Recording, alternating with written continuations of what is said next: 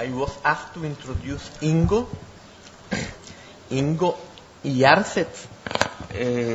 He is a psychotherapist who has been leading holotropic breathwork for 20 years, giving training on holotropic breathwork and transpersonal training, engaged in the transpersonal field for many years.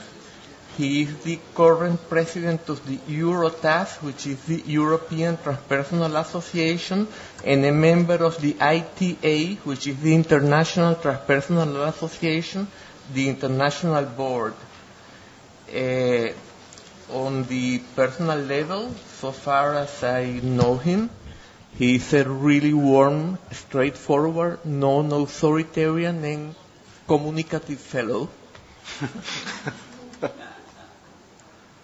So thank you very much, Elias, for this introduction, and I thank Vladimir for this invitation, and I feel very moved about this conference. I just came from the talk from Christina, and I know Christina and Stan for many years, and I know what they are talking about. How she presented it was so moving. And because I think Christina is so warm and so honest, just until her bones. And so what I'm talking about today is relationships. And there, I think when we are talking about relationships in the transpersonal field, we also have to be honest. In traditional psychotherapy, relationships are seen as a measure for how far the person is integrated. And I don't know if we can see this in the transpersonal field too. But I try to bring together the spiritual journey and my own experiences in relationships and my experiences as a couple therapist. I'm personally I'm born in '43. I'm coming from Germany, and I'm a war child, and so this makes something. This made something with my life, and as the war had been over, in Germany the Nazi time had been over, but in families, the Nazi behavior still existed for many long times, and I think this still is influencing the behavior in relationships today. And I think it's not only in Germany where it does. I think it's also in many other Western countries in the meanwhile. So I also will talk about this. May I ask how much time do we have now?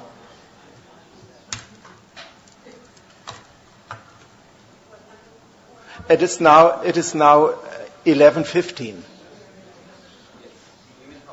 Yeah. How long can I talk? 45 minutes. Okay.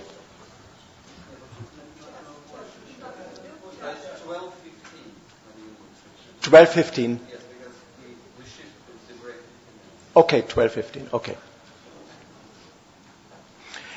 So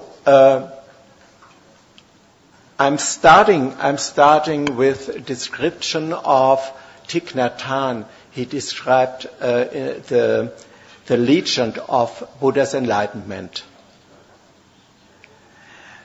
Buddha, under the Bodhi tree, dove deeply into meditation and gradually became aware that just in this moment, numerous other beings had been present in his body. Organic and non-organic beings, minerals, mosses, grasses, insects, animals and humans, all of them had been within him. He became aware that he had been these beings himself, just in the present moment. He became aware of his past lives, all his birth, and all his death. He became aware of the emergence and the decay of numerous worlds and countless stars. He felt the joy and the suffering of every living being. He became aware that each cell in his body had been embracing heaven and earth and had been extended to 3 times: the past, the present, the future. This is quoted from Thich Nhat Hanh's story, the mystical story of Buddha's enlightenment. It is the core of Buddhist psychology that there is no separate self. What finally does it mean? Buddha's enlightenment had been the realization that his body-mind was not separate from himself and not separate from the world. It was the awakening to oneness. And that meant Buddha realized that mosses, grasses, insects, animals, and all humans had been within him. He realized that their life stories, their birth, their death, had been himself. Oneness embraced all worlds. It was also an emotional oneness. All emotion that exists had been him. Buddha realized that each of the billions of cells in his body had been embracing heaven and earth, had been embracing all times. Swasti was a young shepherd. He was the first person Prince Siddhartha met after enlightenment. Swasti came and stared at him and said, "My teacher, today you look very different. You look like a star, like the lotus flower, which just blossoms. You look like the moon rising over the mountaintop." The awakened one had been born. That's what Buddha means in Magadhi language, someone who is awake. Buddha knew that he found the big path. He explained what that meant to young children around him. Children open-heartedly received the newborn. They understood that something had happened that would change the world. What was it? Buddha explained, it is the path of consciously living in the present moment. It is the path of mindfulness. As we walk this path, we grow in understanding of ourselves and others. Understanding leads to clemency and love. Love is not possible without an understanding. Somebody awakened simply understands. There is no grasping, no aversion. There is no attachment to somebody or something. and there is nobody who understands. There's just understanding. This understanding is connected to the causes and effects. The phenomena of life rise, take shape and go. They are all conditioned. Everything in the universe is dependent on everything. There is nothing but relatedness. Interrelatedness, as Thich Nhat Hanh calls it. For a postmodern understanding of a relationship, this wisdom can be very challenging. There is nothing but relatedness in a relationship. If an intimate relationship is going to work, a friend of mine recently said, the two people have to be absolutely themselves. It's the same if you relate sexually. If you want to enjoy good sex, care completely for your own satisfaction. This gives permission to the other person to behave like you. You will be free, satisfied, and in love. Can this be seen as a personal view? What is a personal and what is a transpersonal understanding of a relationship? First, the personal understanding. In a personal understanding of a relationship, the main focus of the couple is on experiencing common happiness. The sexual experience is often seen as the core. Often there is a must-have of intense sexual experience. A relationship is seen as something around personal happiness, very often as a bastion against suffering. There is the hope of not suffering from loneliness, from anxiety, or all the uncomfortable feelings that life can create. From a personal view, a relationship is mostly seen as the promised island of happiness and a bastion against suffering. It is often understood as a common search for the comfortable and a fight against the uncomfortable. Mutual understanding in a personal view is seen as a compromise between understanding myself and understanding the other. From a personal perspective, relatedness is always a compromise. A transpersonal understanding of a relationship is very different. There is nothing but relatedness. Relatedness to the full potential of us as spiritual beings having a human experience.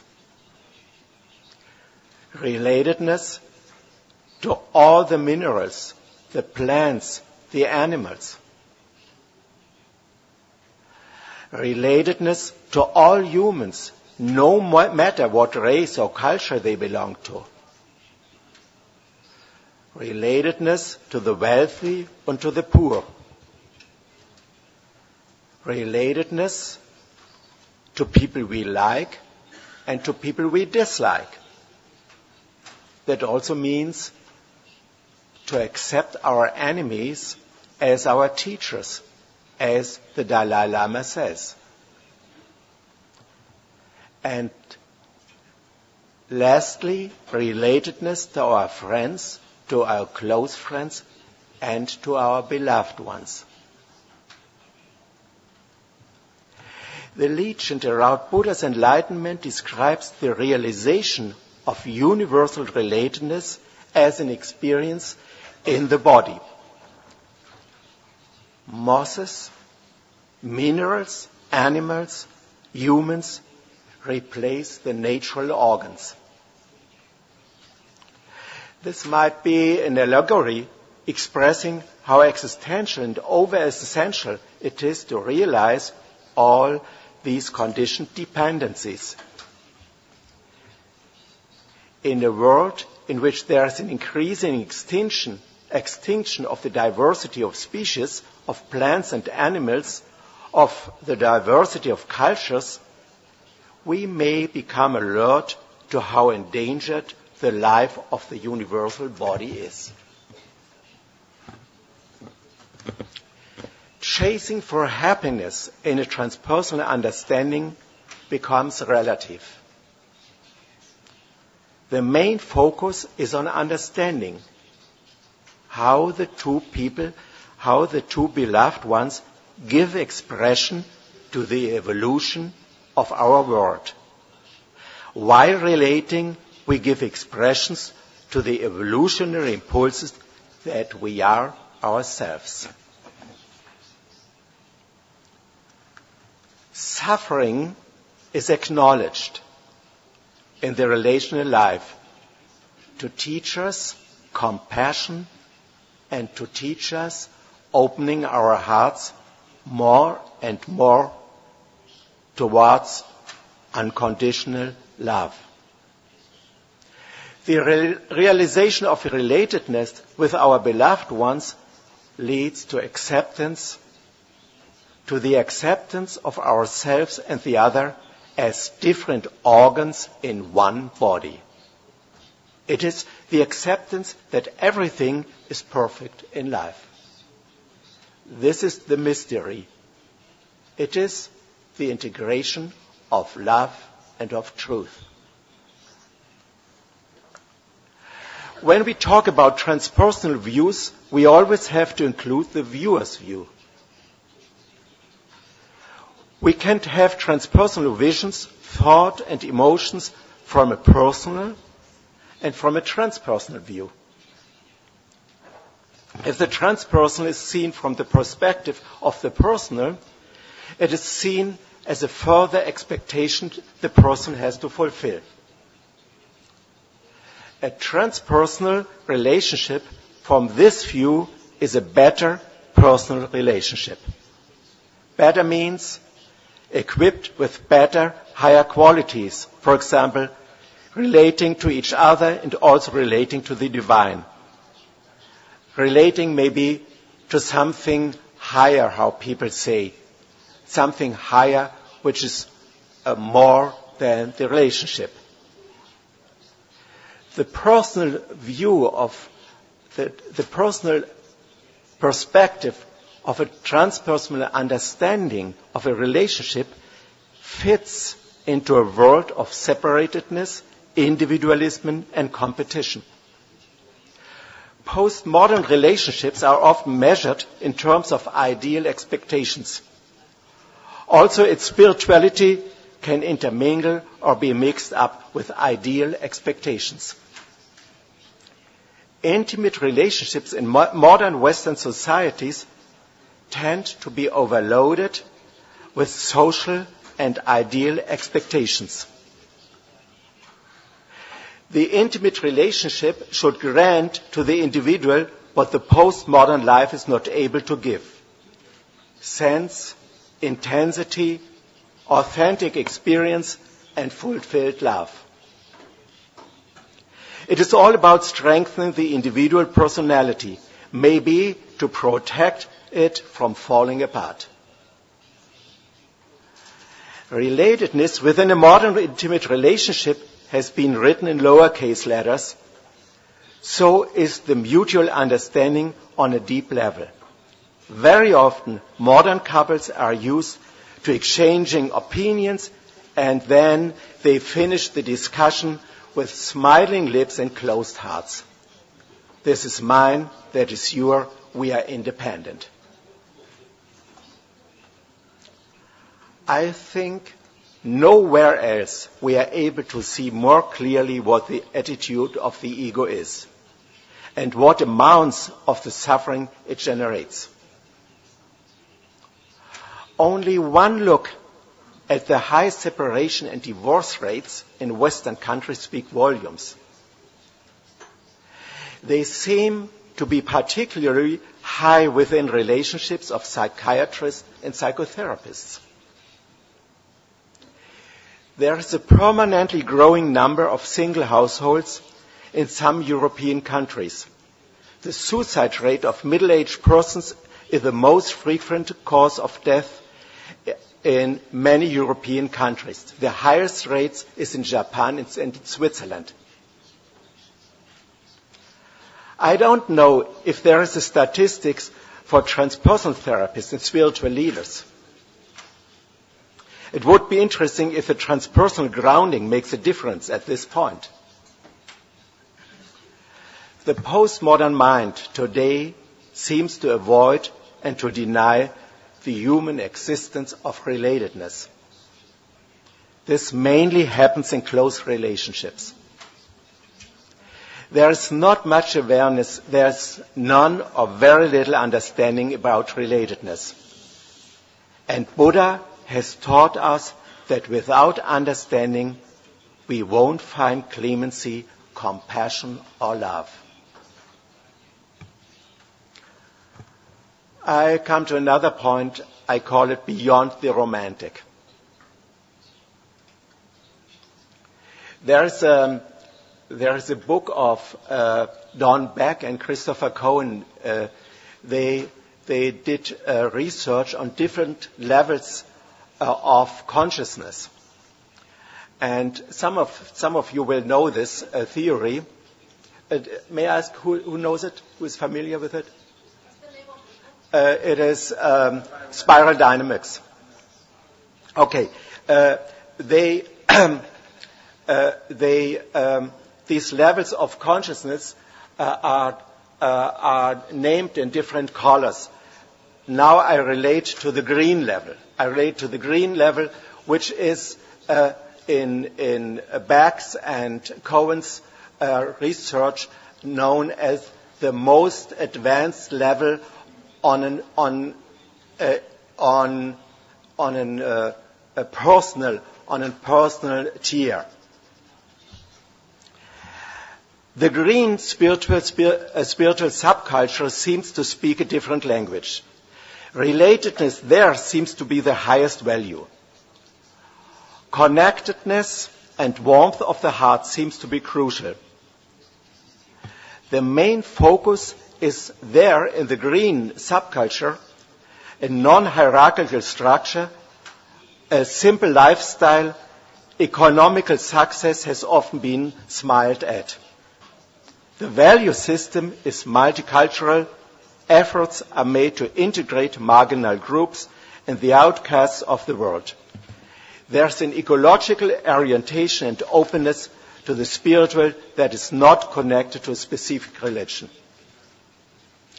In this life view, we find a lot of alternative projects, communities for childcare with alternative educational values. Psycho-spiritual exploration and relational work seems to be obligatory. There is an emphasis on equality in relationships and a weight on so-called female values. Men and women share their childcare and household duties. Making money doesn't seem very important, and as a consequence, these families often lack money. Don Beck and Christopher Cohen call this way of life the enticing one. There is a lot of promise and a big but. Sometimes I have the privilege of accompanying these engaged people in couple therapy. The reality of these relationships contains huge amounts of shame and of guilt. Power struggles are mostly on the daily agenda. Sometimes men, sometimes women complain about the sexual attraction within the relationship, and they develop strong fantasies of secret and passionate love affairs with someone else.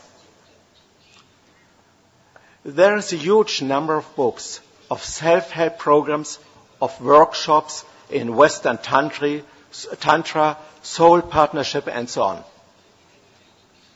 As I was preparing this talk, I read some books and went through some of these things, but I have to admit, I didn't warm to any of them.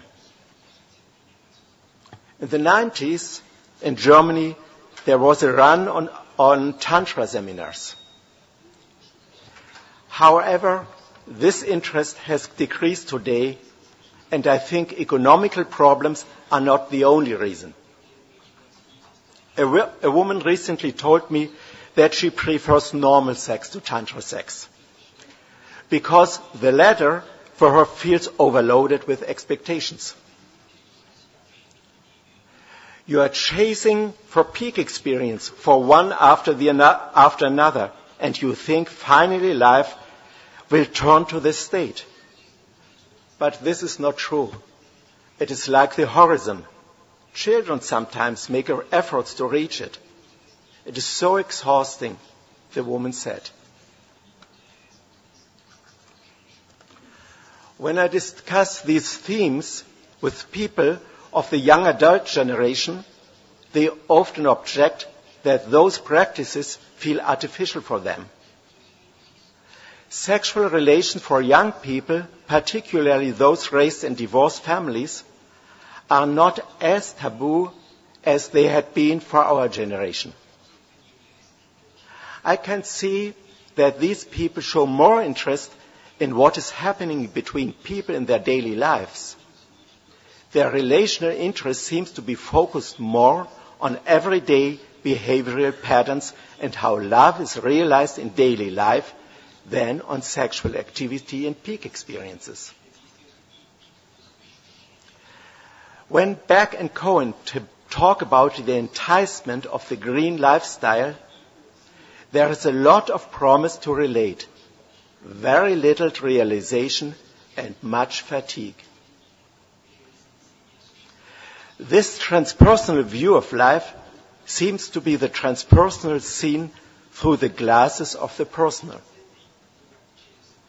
In close relationships, the romantic ideal of love deeply and intimately permeates the average Western imagination to relate.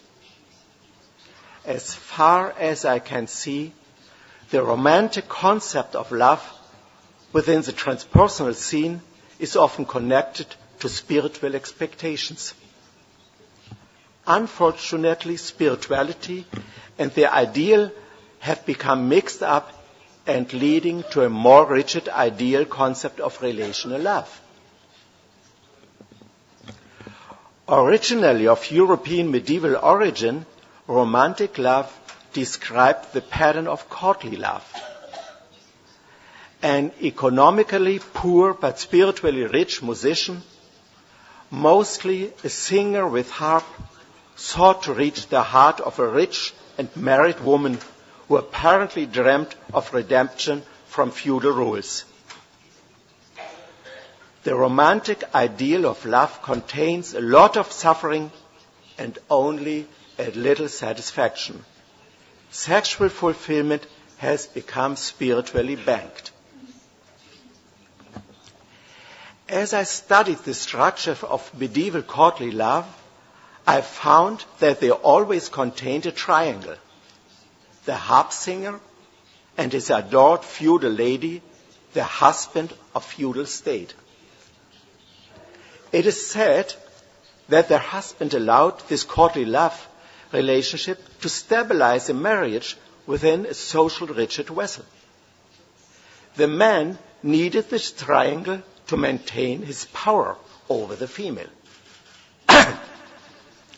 Today, we call this relational pattern as a sadomasochistic triangle, which many of us will know. There is a boring, less rewarding marriage and an idealized, more or less dreamt relationship, often with a much younger being. In former times, mostly men dreamt about much younger girlfriends. Today, I know several more mature women dreaming about much younger boys and sometimes are dating them. nobody caught within these triangles usually finds happiness. These relationships still seem to reflect the ideal of courtly love, with its fixation on suffering and power and the inability of letting go. For plenty of people who I personally know, it is very difficult to stay away from power and from power struggles in love relationships. For centuries, love has been chained to anxiety and to power. At present, the triangle of anxiety, power, and love can be considered to be one of the main obstacles to interrelate. Many people power fight their beloved ones, switching back and forth between anxiety and anger, sometimes for decades. Why are they doing this?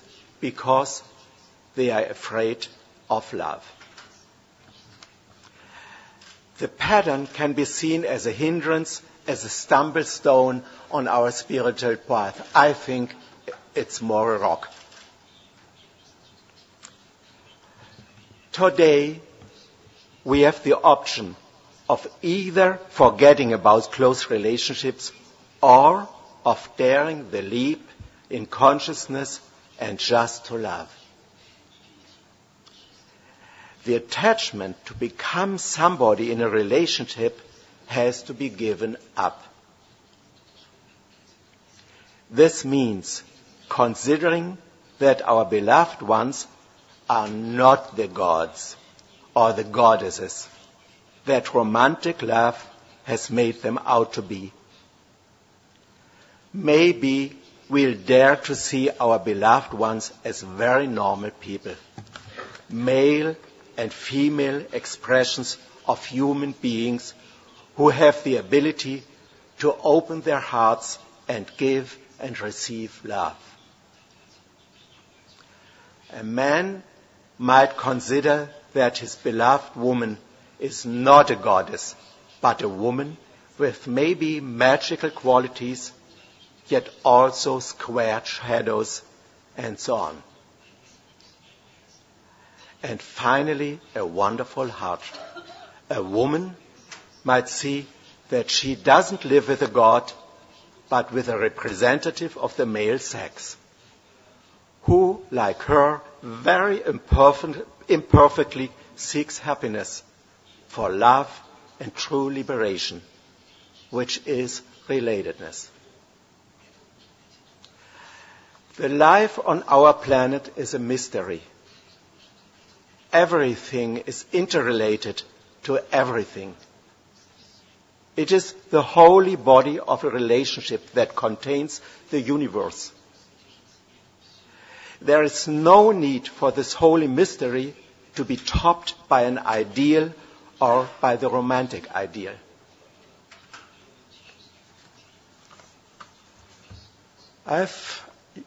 You may imagine this means difficulties in a relationship.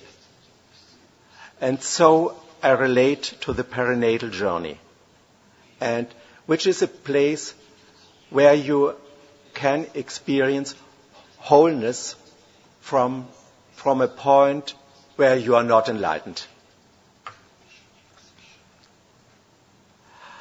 One of the outstanding discoveries in the field of transpersonal psychotherapy is Dan Groff's discovery of the perinatal level of unconscious.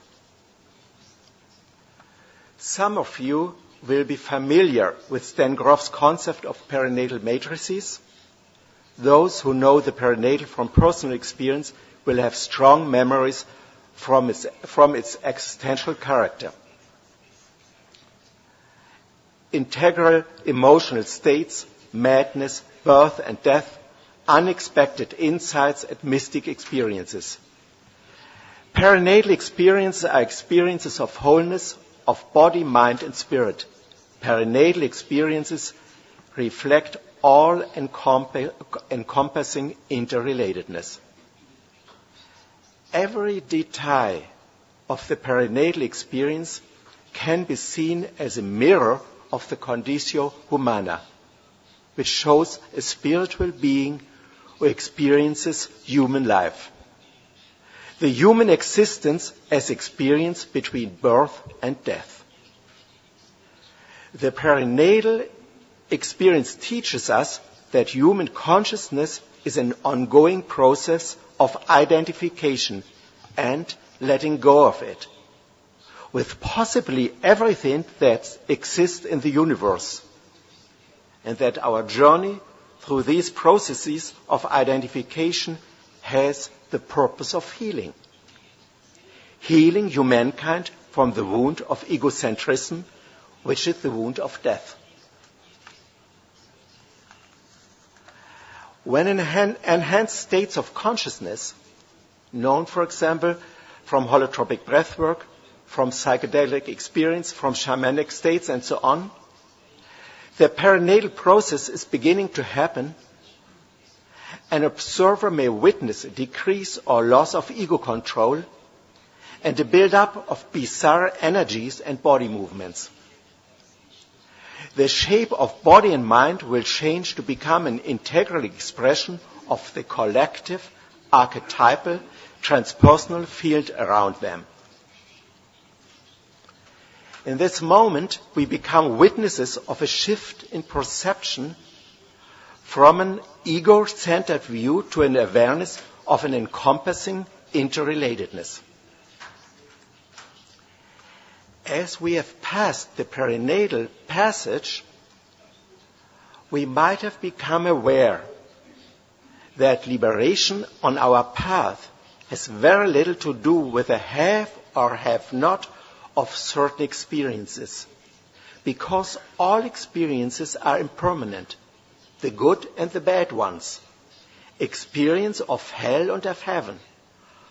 All experiences are transient. They come and they go. Liberation lies beyond time. It comes across with that shift in perception to oneness and the awareness that this is me who is evolving the universe. Who is it? There is no one. Nothing but causes and effects. The perinatal experience contains a gift to grant us a view through heaven's door while still being on earth. The perinatal experience may help us understand what an awakened view is while we are still dreaming. The perinatal experience will show us our capability to interrelate with all comprehensive life as being a Buddha, while relating as an average man or woman with grasping, fighting, with our greed and aversion, with our attraction and our love. The human potential to shift the perspective and to be born a second time, to be born spiritually, corresponds to a systemic view in the world from a point of emptiness. There is no longer a viewer. There is nothing but relatedness. We can look now on the dynamics of a relationship from a perinatal level. This chapter I will present you, I called Can We Trust Germans? Expression of collective relatedness. Having facilitated holotropic breathwork for more than 20 years now, I have been able to observe an interesting phenomenon in Germany. In perinatal processes, an increasing number of people had very clear experiences of the Holocaust and other brutalities in Nazi Germany. These experiences had often been made by people in their 20th, 30th or 40th. Sometimes they had been representatives of the second or third German post-Nazi generations, But we also had Jewish people from this age to also people from Switzerland. All of them had not been alive during those gloomy times. Some of them had not even been from Germany. But all had very detailed information about those terrible events. From where does this information come? As far as I know, all these peoples had been in processes of deep exploration of themselves, of their families, and their intimate relationships. They had always been able to connect this perinatal experience of the Nazi period to certain patterns to relate, some of them to their inability to closely relate. The German Nazi terror and the present patterns in close relationships had become one. In their experience, both had become one coexistent that aimed to death and birth. Becoming aware of suppressed Nazi parts of the collective unconsciousness and overcoming the split between the me and the you in an intimate relationship had become one. Modern Germans have to learn that they don't exist independently from their parents and their grandparents, who had created the Nazi field. Most of us are still psychospiritual intermingled with them. We must admit that. And in many cases, the relationship to our ancestors is still foggy and unclear. The wound of non-relatedness in Germany is still very deep. Very often there is a broken trust between children and their parents. It is a remnant of the Nazi period. We Germans have to show up with our wounds of shame and of guilt. This would teach us to relate again. And at the same time, the post-war generation has to give up its hope to save our ancestors from their guilt. We have to give up the imagination and our hope to become saviors of the world. Instead of this, many of us might explore how to love themselves and their close ones. This could be considered a major ego death for a lot of Germans. For us Germans, healing the Nazi wound and becoming able to intimately relate seems to be one. And I think after Auschwitz and World War II, this wound has also infected relational structures in other Western countries. I recently found an article with the topic, "Can we trust Germans?" Again and again, neighbors of Germany express mistrustfully whether the Germans really, deeply in their heart, would have understood the disaster they had caused in Europe and large parts of the world at that time. The author of this article, Jens Jensen, writes, "Though today a war of aggression will hardly start out from Germany. In Germany, the Nazi dictatorship will not come up either. Today, the state organs are considerably I see. Today, the state organs are considerably denazified, and nevertheless, something of the Nazi national community still seems to exist. It can be found within the Nazi core of the society, in the watchdogs, in the enthusiasts of the forbidden, and of punishments. The Nazi community had withdrawn from politics into private terror. It inspects the stairways, it checks the clothes of the office neighbors, and it disapproves a divergent consumerism and punishes every ambition to raise his or her head above the crowd.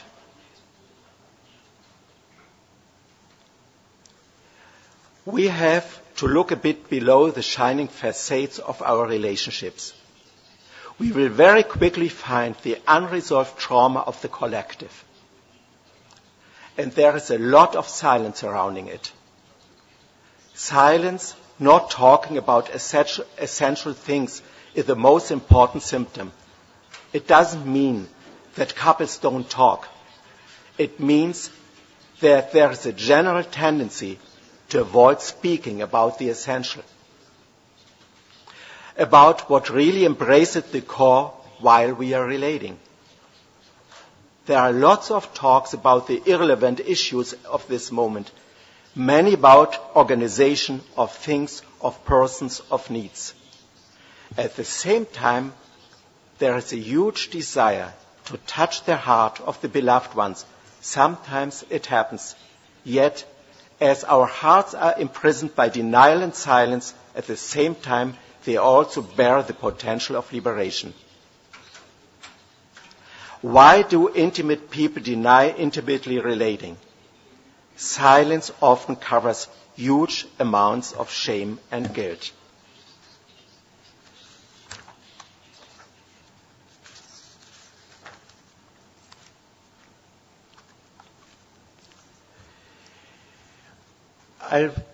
I'll finish with my last point, the search for nakedness.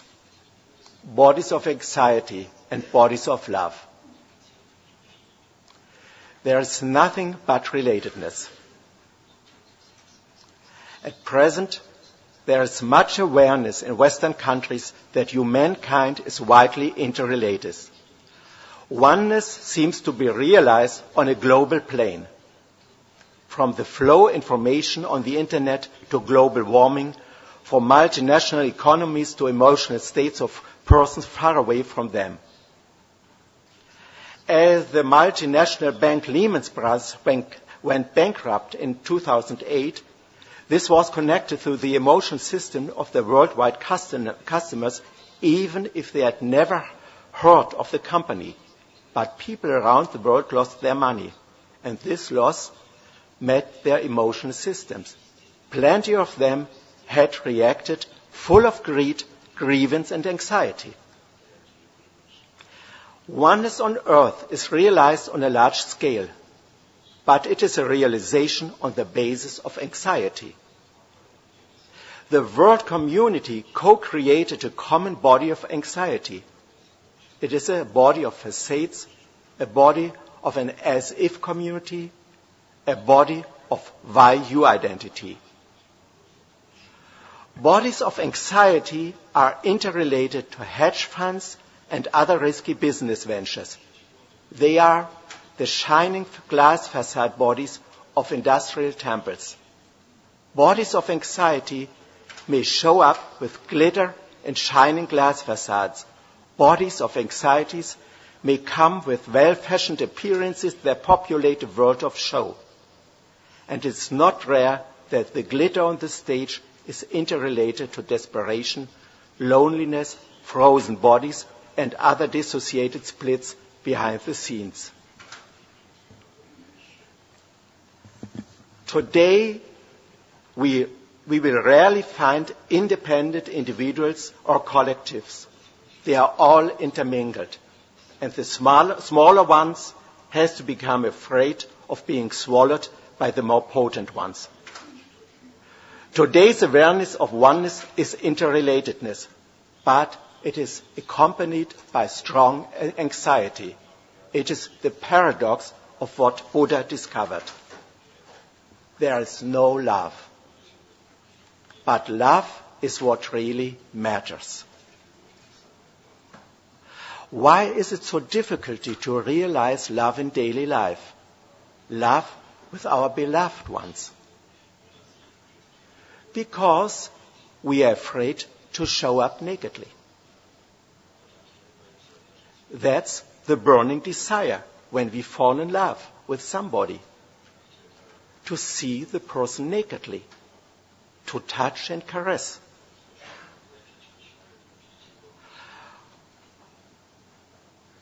What had been the psychological roots of the German Nazi disaster? Mothers at that time had been used possibly not to pamper the small children. Pampering children is seen as a monkey's love. Children, and particularly boys, were raised without body contact. The only thing they at that time they had been able to enjoy had been their own sexuality, which they started to provoke, and they started to masturbate. This provoked family fathers who started to beat up their boys. The girls' task was to witness their father's execution of their brothers. This interplay of the mother's coldness and rejection and the father's violence brought up a male body of steel. That sensual expression, that sexual desire, that attitude to love. So the German writer Klaus Tiveleit transformed and turned the desire of killing and of death. Sensual love had turned to an orgasm of the blood, murdering, killing, devastating. This is why many of us are so afraid of love. Showing up nakedly. This is the shift of perspective and the desire of lovers. It turns anxiety to love. Nakedly related, our love relationships will become creative artworks. We will be related to heal others. If we heal ourselves, the wounds of the world will be healed. If we become all right, so will the world. There is nothing but relatedness. Nothing we have to decide and to do. We just relate. Thank you very much.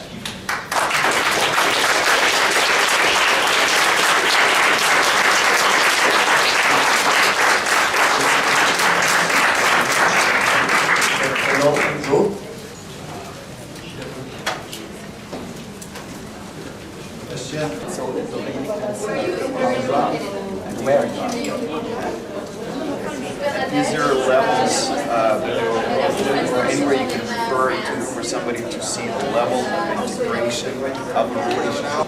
Yeah, you can, for example, if you follow this model of spiral dynamics from John Beck and Christopher Cohen, there you also can see that the different levels of consciousness influence people to relate differently. On other levels, you can see the perinatal matrices, for example.